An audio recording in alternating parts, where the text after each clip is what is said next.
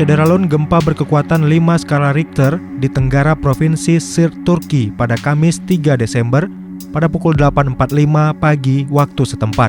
Pusat gempa terjadi di distrik Kurtalan pada kedalaman 14,2 km atau 8,7 mil. Warga pun panik keluar dari rumah mereka setelah sebelumnya sempat trauma akibat gempa dan tsunami Turki pada 30 Oktober lalu. Sementara itu, tim penyelamat terus memeriksa kawasan pedesaan untuk mencari kemungkinan adanya korban. Namun sampai saat ini tidak ditemukan adanya korban jiwa dari peristiwa gempa tersebut.